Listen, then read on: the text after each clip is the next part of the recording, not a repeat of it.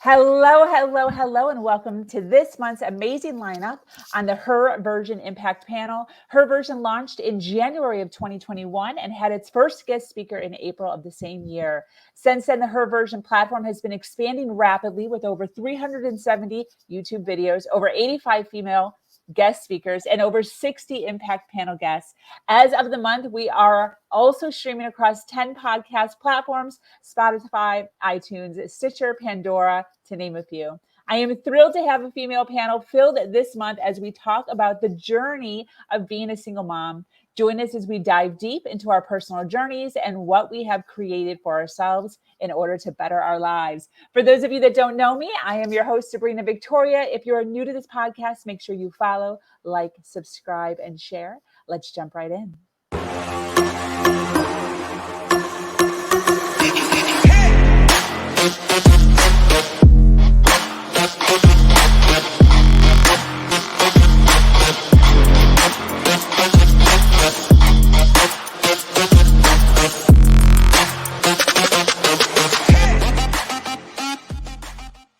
I'm going to hand the mic over to Miss Susan.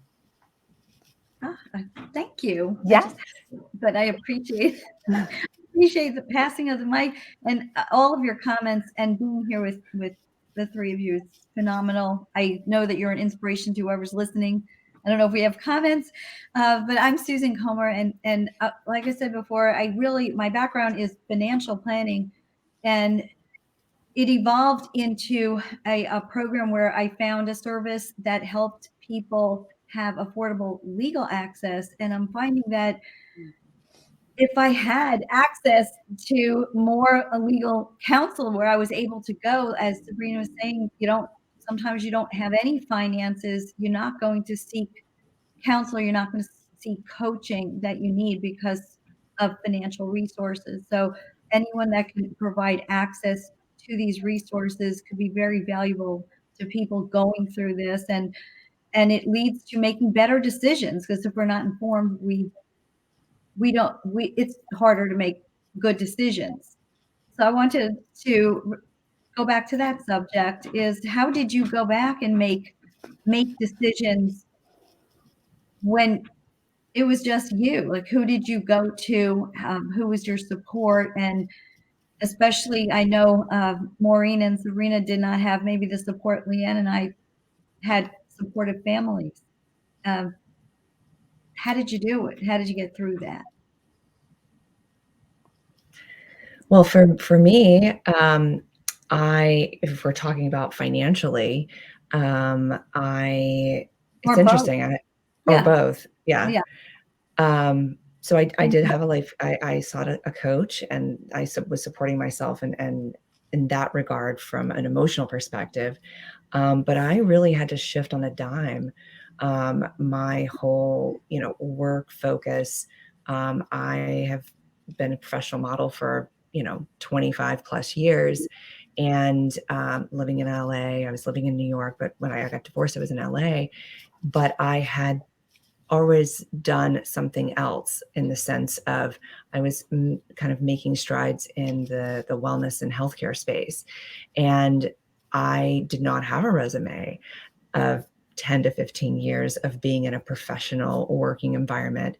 I did have a couple of side hustles that I was doing with regards to products and, affiliate marketing, which is what it is now. It wasn't that, 5 years ago, that's not what it was. But I really had to shift on a dime, and I got an opportunity to ground up work with a company. And I'd never done that. I'd never worked in a professional environment with a team, as a sales rep, as, that kind of thing. And so I started doing it. And, long hours and things like that. But I knew that what was in my wheelhouse was what I needed to kind of lean on. And then I got an opportunity to work with a company a few years ago that, in a sales position. It was a startup in the wellness and aesthetic space. And so I jumped right in. I, like Sabrina did with gaining knowledge, I just absorbed everything that I was learning from my team, what was available to me. And it was amazing. I actually still work with that company in business coaching and bringing opportunities to business owners. So I've really honed those skills with myself, which created value for me, gave me a sense of purpose, and I understood sort of my own personal worth in being able to create that. And then I started my coaching business as well because I have a degree in psychology and I've always been a coach. And I said, you know what, it's time. I'm really going to lean into that. And so that's when I created my business 4 years ago with, really nothing, just that I'm going to do it. And I just started promoting myself and doing that. So that's where I went. And that's how I, leaned into opportunities. Well, that's really awesome, because what I just wrote down, shift on a dime. And I think that's something that all of us, to make those decisions, we make hundreds of these decisions as a single mom, and you need to make that decision about an opportunity. And that's scary, but you developed your worth, you found your worth, and that's what it's all about. And I hope we're here to inspire people to show you can go back and find yourself and be a better person. And your kids are watching this happen as well. So it's what a great story. And what we do is amazing. And I know Maureen wanted to say something there. Well, my story isn't as pretty as same. I was in survival mode. There was no online MLMs and stay-at-home businesses. It just was, those opportunities weren't there. So I was in a corporate job. I couldn't afford daycare, so I worked graveyard shift to be able to, we would switch off heat. The kids would stay the night with him at his house, and then I'd pick them up in the morning. Funny story, because I think we need to add some humor in here. My son, because I worked graveyard shift, I came home in the morning, and I would sleep with one eye open because he was about 2 or 3 at that time. And I worked in an ER trauma center, so it was usually about a 12-hour shift. And he would just kind of run around, and I would kind of half sleep, half watch. And he almost caught the house on fire twice. So yeah, he was a climber. I'd call him Monkey, and he would get up. We had one of these old stoves. I had an old house built in 1959. They had the push buttons for the burners, and he'd get his little chair over there, get up there and start pushing buttons. And I had burner covers, and all of a sudden the house was filled with smoke. He put like a spoon in the microwave, and that started melting. I mean, these things woke me up. He brought me his dead hamster at one point. He was feeding him in a little grocery cart. He was feeding him, and the hamster like choked himself because he filled up his cheeks and choked. And I had to do hamster CPR. True story. True story. So, when you don't have the resources, you figure it out. But I do remember at one point, because I wasn't getting child support, and I had the 3 of them, and I was paying all of the bills. He went, did his thing, and spent his checks, and I'm over here with all the bills, first, second mortgage, car payments. Wow. And there really wasn't a lot of money left for groceries. And my next door neighbor would leave like bread and fruit on my door. And I actually had gotten a call from CPS that I'd been reported. And I'm going, whoa, wait a minute. I'm a great mom. What the heck is going on? Well, my neighbor had called to try to get some resources to help me. And so, I remember cashing in aluminum cans to get a gallon of milk to feed my son. So, it really, the struggle was real. And the beauty of it is today you do have that ability to have those resources. And I didn't know who I was without being a mom and a wife. I got married at 18 and had a baby at 19. So I had no idea who the heck Maureen was. So to figure that out, you have to find out, what are you passionate about? What do you have knowledge about? And that's your niche. That's where you find your purpose, right? That's how we find the path. My story continued I didn't do these things till I was older, like you, Leanne. I started my business 4 years ago, and it wasn't until I found my worth, met my husband, that I realized, oh, dang, I can actually like retire from this corporate job of 26 years and do something I want to. Oh, wait, whoa. So whether you're 25, 35, 45, or 55, you can do it. You just have to get to that moment, right? Get to the moment where you've had enough of the same, and stop being the victim of your life and start being the creator of your future. Thank you. I love all that. Was awesome. Yeah, Sabrina. I don't want to cut you off if you wanted to add on after that. I wanted to say that bravo on those comments, and that I love that you added in at the end that really it's at any stage of life, and this happens. Yes, you can reinvent yourself at any stage, and I talk a lot about rebalancing your lifestyle.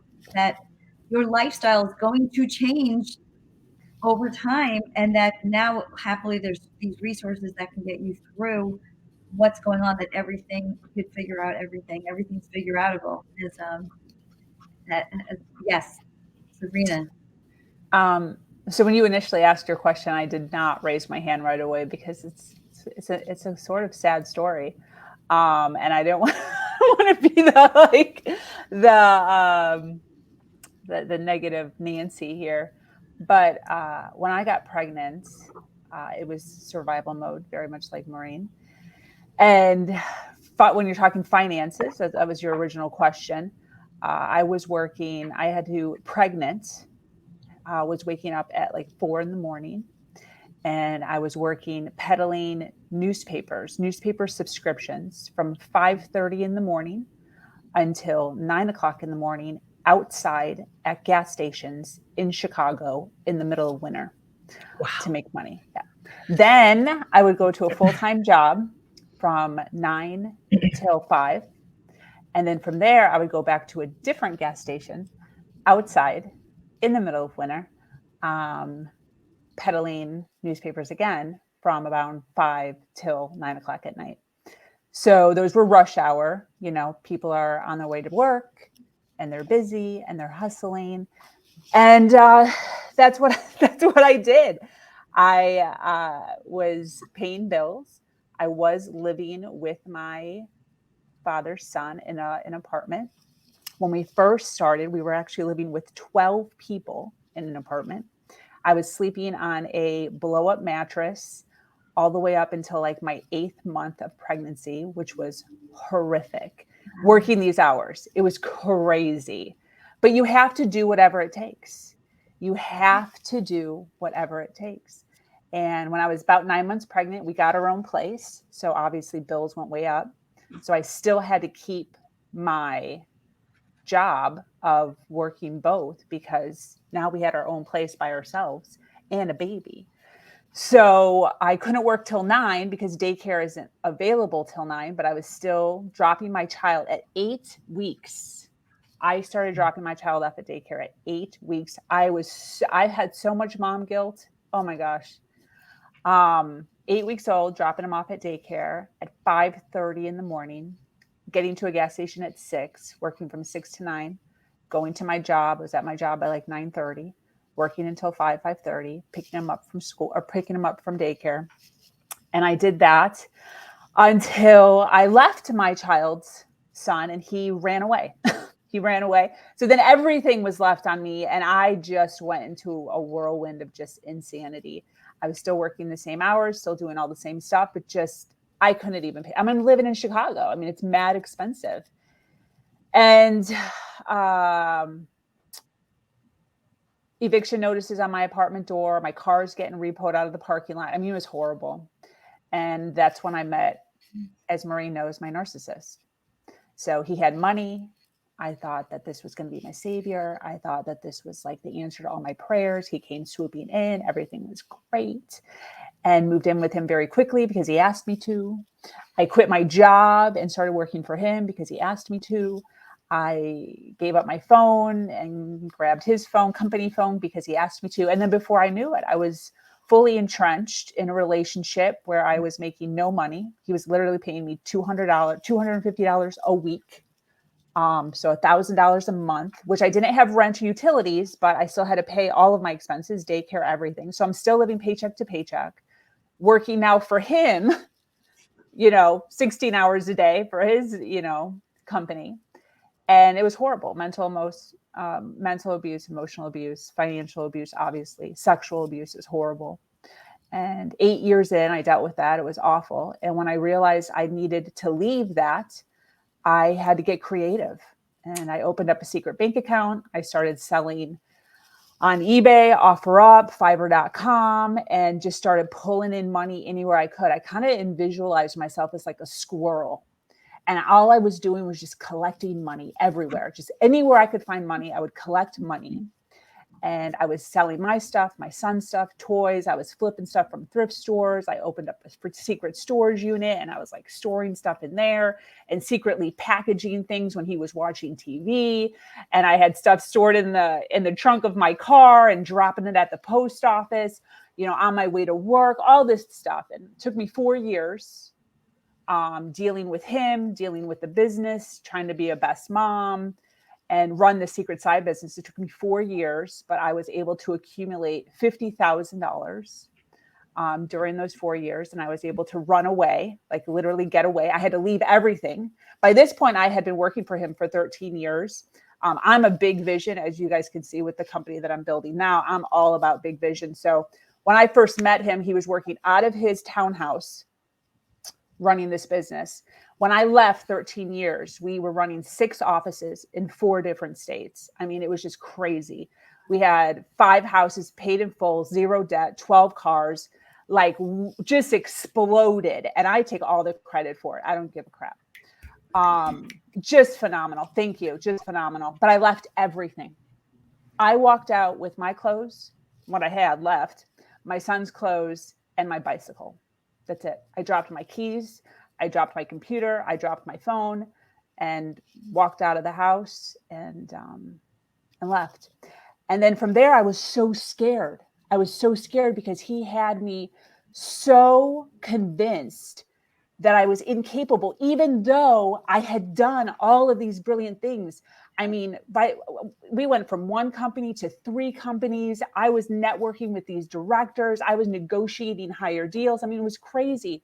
And I still mentally thought that I was incapable. I mean, it was insane.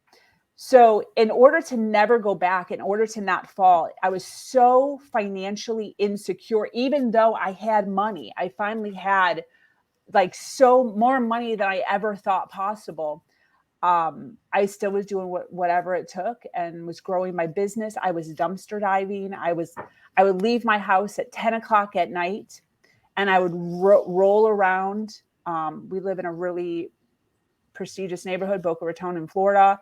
And I would roll around from 10 o'clock at night till 2 a.m, picking up garbage on garbage days, bringing it back to my garage, listing stuff, building my business, just grabbing money still as much as I could.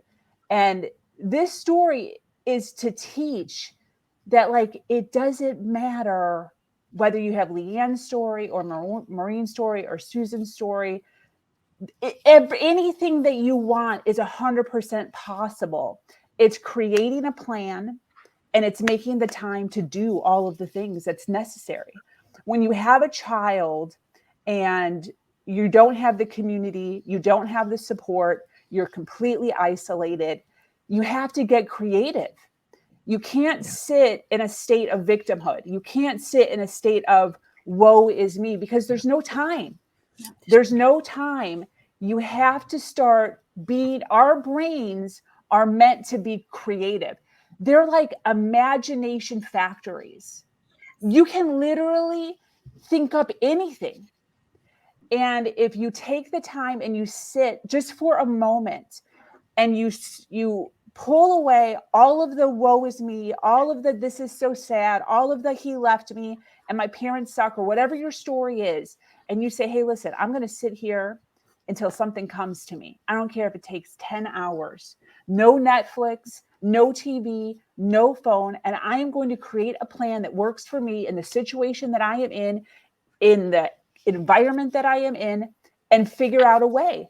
Every situation that I was in for so long sucked so bad, like to the nines. Is that a saying? But I had to make it work, and I had to get creative, and it changed and it evolved every single time. But the thing is now at this point, there's such a brilliant story. There's so much determination. And there's so much that I have learned that I'm now teaching my son, and then I'm now teaching other people because of it. So it's not in vain. You have to do whatever it takes and then realize that there's a lesson at the end of it. Yeah. I love that when you end up having the gratitude for the lesson. Yes. That is life. And I wrote this as you were speaking. Yes. Take it. Yeah. Yes. It's Any like, action. as long as you're not standing still, Yep. you're moving. That's okay. No matter how small the step, like just move forward. I don't care what it takes. If it's one thing a week, if it's, one thing a day, if it's just do something that moves you, that's Yep. different than yesterday and last week. Because when you're in that funk, like Sabrina and I have been in, you don't see that light at the end of the tunnel, and you just feel so oppressed, and you just feel there's this brick wall around you, and you're like, I can't move, I can't go. It's the innovation that Sabrina talks about is I've got to get creative, make those lists. What can I do? Okay, here's my vision over here. What can I do today about that to move me that much closer? Just a little, even if it's an inch, I don't care. Just what can I do that moves me to that? Yep. So That's I love your story. You're so inspirational, Sabrina. Yes. Thank so you much.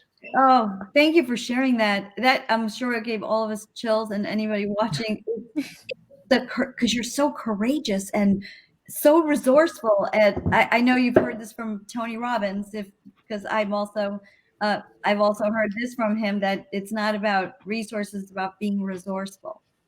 Yes. And and we all have that in us. And you said it so eloquently and so beautifully that you didn't stand, just as Maureen is saying, you didn't stand still and focused. And this is so important, to focus on the solution, not the problem, because we keep going back to the woe is me, to why is this happening? How come my life is like this? And you're looking and comparing to people that are not going through this. And it's so easy to just stay in that state. And you went and said, okay, what can I do? Yeah. What can I do? Yeah. Not what can't I do? Because there were two of those. Yeah. And there's a time, I'm not going to lie. I mean, obviously it's a very emotional story. I mean, if you could only imagine, but there are going to be times in your life, then, now, in the future, where you literally just feel like the universe is taking a big shit on you. And it just seems as if it just keeps coming. Like, when the hell am I going to get a break? Like, when? Yeah. But you have to, whether you have kids or you don't have kids, or you're a single mom or you're married, you have to just keep going. There's a saying, you don't know how strong you are until you have to be. Yeah. And that was your life. That was my life. That's most people's lives who are going through any kind of struggle, and seeing that hope and hearing positive quotes and stuff when you're in that moment, that mindset, it's really, really hard to let that go and get those clouds, off from over you. It's hard, but you can do it. And I think the key is always just to say, for me, it was always this thought of, these are the cards I was dealt, but I was also raised, my upbringing was suck it up, buttercup. You made your bed, now lie in it. Yeah. And so I also had a drive to prove people wrong. Yeah. And that's the hard part. And I know Sabrina probably feels this, is the shame and the embarrassment. I felt that I created this mess of a life for myself. And so you didn't feel comfortable reaching out to people because you created this. You made these choices. And kudos to you, Sabrina. 4 years of squirreling. holy moly. I mean, I was in it for 11 years and it was just this in and out. My problem was that I was clouded by what I thought his potential was and who I wanted him to be versus what my reality was day to day between cheating, alcoholism, physical, sexual, and mental abuse. So it's letting go of what you thought it would be or it could be and really open your eyes to what is going on in my reality and can I get out of this? Yeah. Yes. Which 100%. goes back to what I had mentioned before, which is the fantasy. We have this vision, we have this fantasy, and Maureen, it's so true. And I know I don't know if we've said it here or we've heard it, but you just don't partner up or marry potential. You have to just, and it's interesting because when you're in your 20s or 18 or younger, you don't know what that is. I mean, you are in a growth place. You know, when you're younger, you know, you are marrying potential because you're growing into your own potential as well. But it's like, when do you cut the cord, right? And I blame Disney. I blame Disney for making us think we were all princesses deserving of a prince to come save us. So sorry for interrupting. My apologies. Yes, I have this vision right now, and there's this meme going around, and it is, you know, I think that the top of it says something about, you know, kids are too exposed to sex early on, and it's just all of these pictures of all of the Disney princesses kissing all the princes. I don't know if we've seen it going around, but it is this vision that we are, especially as women and even as men, that men are supposed to swoop in and save you and save you from, you know, doing anything in life, but just being a mother or, you know, it's not true. But I love this conversation because the word that's coming up for me is just resourcefulness. And, you know, some of the mentors that I, you know, work with now, it's about being resourceful, but it is going within 100% and asking yourself and looking at what's in front of you. And even if you are, you know, if you don't have a corporate job or, you know, you're working as a cashier at a grocery store, whatever you are in right now, it doesn't have to be that forever. It is temporary. Use your mind, use the resources that are out there, and just sort of sit with yourself. I just finished reading the Glennon Doyle book, Untamed. I know that was a big hit last year, but I read it, and two of the things that really stuck with me through it is, you know, she's coined the word, you know, we can do hard things. That is absolutely, like, I think the motto and theme for single moms for sure is we can do hard things. You know, it doesn't feel good. It's not comfortable. It's, you know, sad sometimes, and sometimes it's very, you know, stimulating and powerful, but we can do hard things. You know, what I do in a day, probably what you ladies do in a day, some people, they do that in a week. So could do hard things. But also, Sabrina, tapping back into what you were saying, is one of the things that she mentioned in this book is she just had this calling to sit and meditate. And she said she started sitting and meditating and went in the closet after she dropped her kids off from school, and she would just go in the closet where it was quiet and dark. And she said she didn't know what to do. Like 2 seconds in, she's like checking her phone, or I want to check my phone. I want to do this. I want, you know, but just taking the time. And she did it every day until she found some answers within herself. And it's, I think, something that I encourage other people to do. I encourage women to do. You know, I do it myself as often as I can, because when you have that calling, you can just listen. It's just about creating that calm space so that you can listen to yourself and listen to everything that's coming from you and what you're wanting. But I 100% support that. And I'm glad that, Sabrina, you did it. Your story is so inspiring. And there's so many women out there that, you know, do have the shame, or they don't want to do certain things. It's like, you know what, it's just temporary. Just get yourself to the next place, to closer and closer and closer, those small steps that get you there. It's just like going through your paperwork, you know, just do this much at a time. And then ultimately it's done. Yeah, 100%.